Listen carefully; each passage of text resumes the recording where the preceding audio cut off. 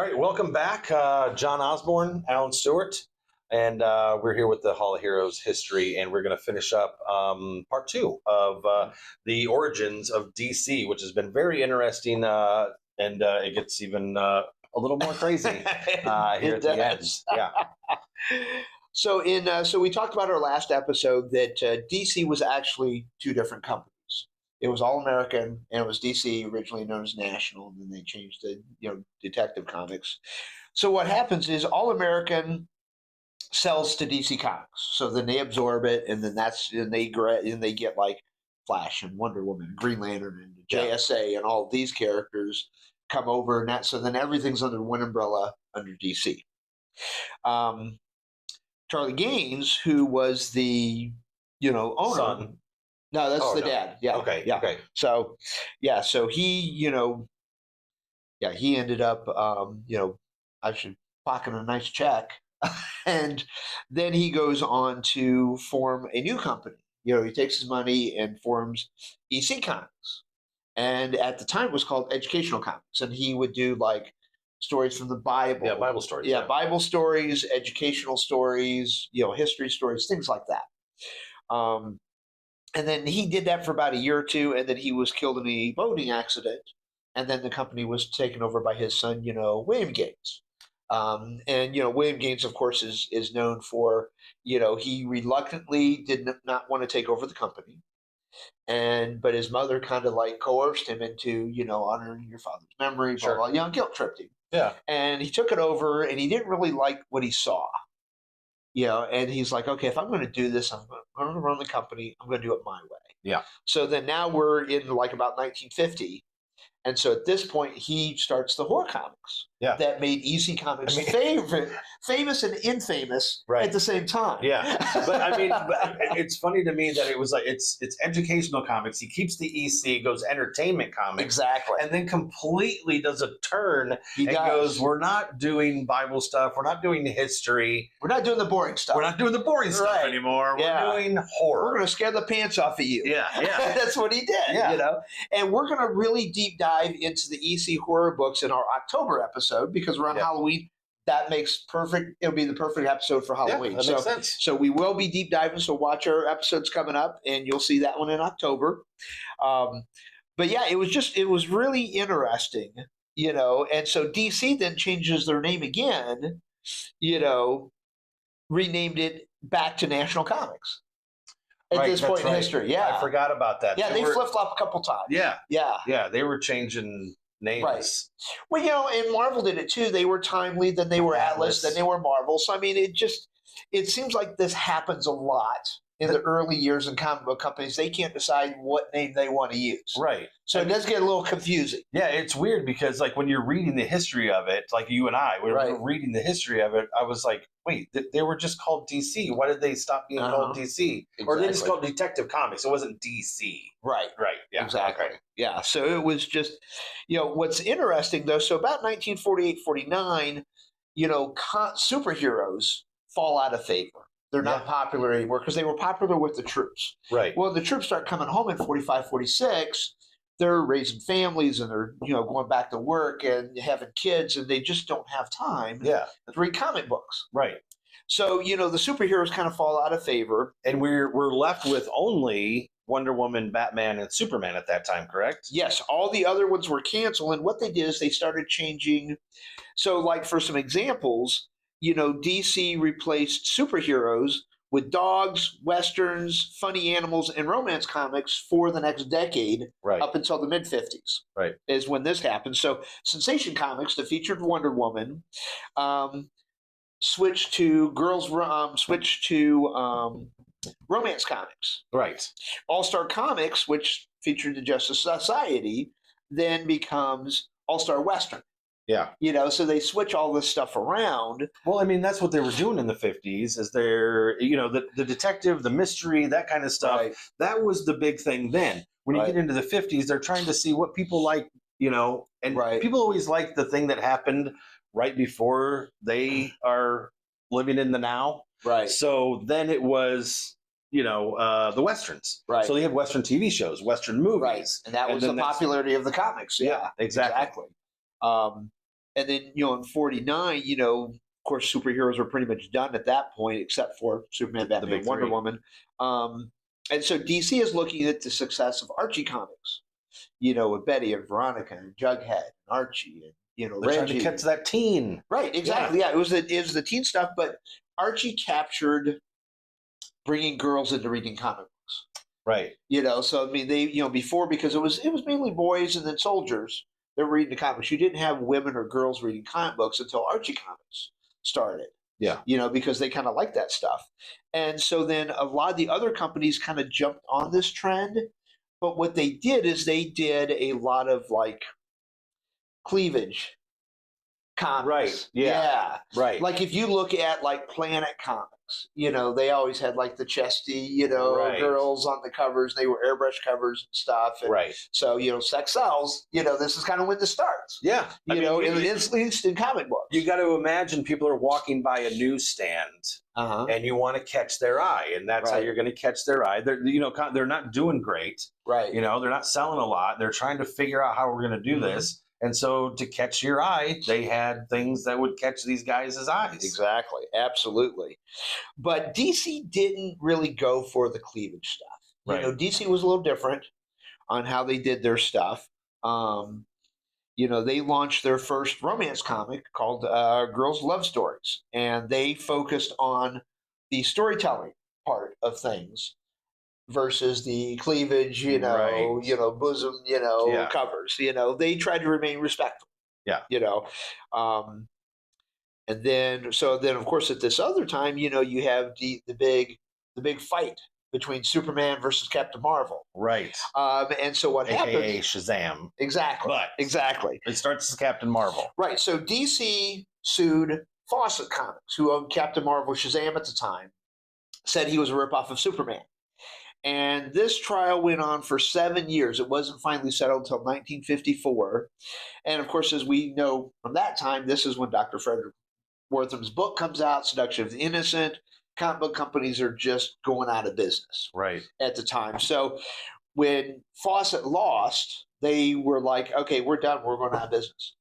And then 20 years later, DC retains the rights to Captain Marvel and publishes Shazam #1 in 1973 because they can't call him Captain Marvel because in 1968 Marvel launches a Captain Marvel. Right. It would be very confusing. So in 73 they rename him Shazam. Yeah. And that's kind of how they roll with it. Yeah. But they also kind of still refer to him as Captain Marvel. In the comics, in the comics. Yeah, they put Shazam on the cover. They put Shazam on the cover, Right. but then they call him Captain Marvel if you open the book. It's Right. Well, they have to because if he says Shazam, he changes. Right. So he can't say Shazam. So he has to call himself Captain Marvel. Right. Yeah, Exactly. makes sense. But then, so what happens is, in the 50s, then you've got the other big thing that comes out. So you've got romance, you got funny animals, you got Westerns. War comics become very popular at this point. So in 1955, they start Our Army at War. And this is Bob Kanigher and Joe Kubert create Sergeant Rock. Yeah. Which, is kind of very near and dear to my heart. Yeah.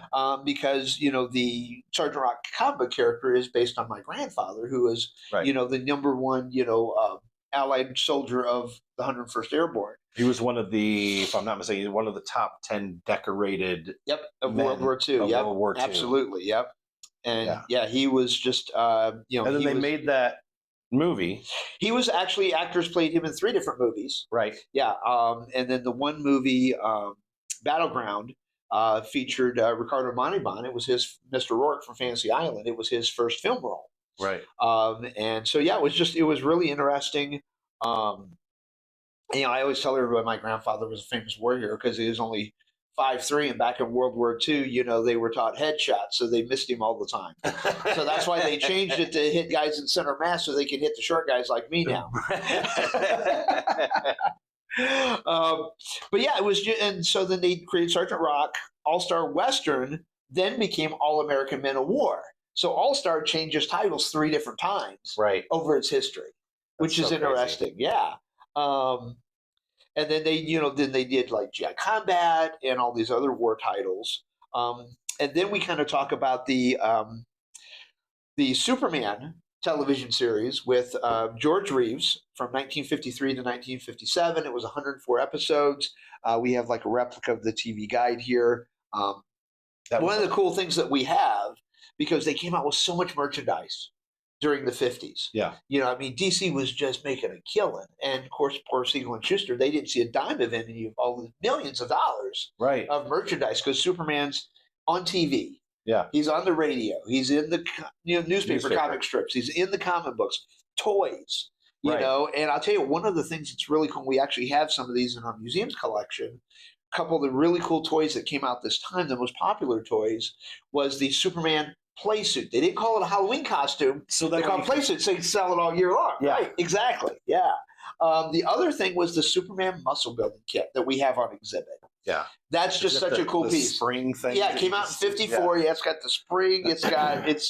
And we just picked this up a couple years ago. It's mint box. It was never used. Right. The size chart was in there that you could fill out and stuff, and it was all blank. It looks amazing. Yeah, we didn't bring it for display for the podcast because it would have taken up a huge spot. It's about this big. Yeah, it's huge, but you can see it on exhibit here at the museum. It's really cool. Yeah, I don't like to cover up my face.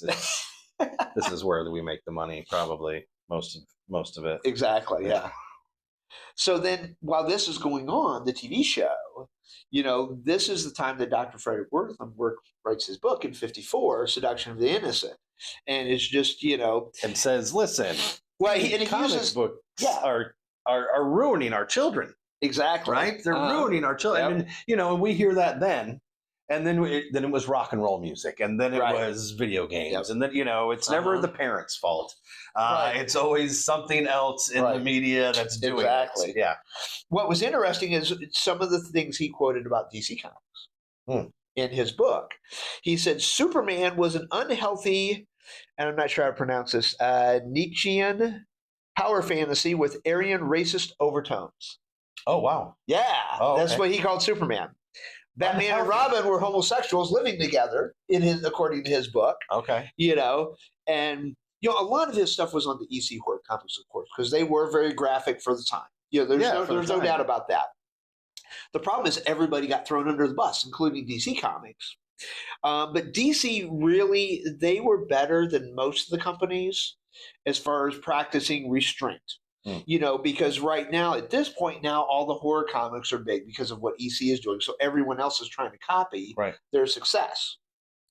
But DC, they did bloodless horror instead of, a lot of companies doing exactly. So they this is when they introduced Dr. 13, Ghostbreaker. Okay. And so what they did, it's almost similar to like a Scooby-Doo cartoon episode where, someone is trying to scare somebody away or steal or whatever. You got to figure out who it is. Right, exactly. And so Dr. 13 would go in and, bust the ghost, that it's fake or whatever. He didn't believe in ghosts. Yeah. So he was, so it was almost like a Scooby-Doo episode. Yeah. In fact, I would almost Withers who runs the old amusement park. Right, exactly. Yeah. I mean, I would almost guess that whoever did the, Scooby-Doo probably read the Dr. 13 comics. Oh, okay. I mean, I don't know that for sure, but the similarities are kind of there. So and this is out, 10 years before Scooby-Doo comes out. Right. So whoever was the writer of Scooby-Doo probably grew up reading these stories. I mean, that's just a that's a theory. That's a theory. No, it's a great theory though. Yeah. I mean, people are influenced by things, and then you'll go, "Oh, well, this seems a lot like Shazam seems a lot like Superman." Right? Exactly. Yeah. And so so they also did like House of Mystery, and the thing that DC did is they self-policed their own books. They made sure they weren't sending stuff out. Archie was really good about that. Disney was good at that. But everybody got thrown under the bus. I mean, it was never that, EC comics were bad, comics were bad. And, you kind of led into all of the comic book burnings and bannings by churches and schools. And we'll really talk into depth about that in our October episode. Right. But yeah, that kind of wraps up getting us to the end of the Golden Age. Yeah. We're in the mid-50s. And, of course, then there's going to be the relaunch of the Silver Age, which starts with DC actually in 56. Right. And they changed some of their characters to Barry Allen. Yeah. To Showcase number 4, First Flash in 56 is the start of the Silver Age. But yeah, come back our next episode. What we're actually going to talk about is other companies in the 20s, 30s, 40s, 50s, and we're going to talk about like, Flash Gordon, and we're going to talk about the Phantom and the Green Hornet and Tarzan and Zorro and Yeah. these classic characters that aren't part of either Marvel or DC. Exactly. Yeah, we're going to kind of talk about stuff. Exactly. We're going to talk about the independent stuff that we also cover here at our museum. And that's what we like to call Alan Miss Independent. That is going to wrap up episode 3. I'm John Osborne. I'm Steezy. We thank you guys for watching. Don't forget to check out our other 2 episodes, the start of Marvel and the start of comics all together. Yep. Hope you guys have a great week and enjoy your comics.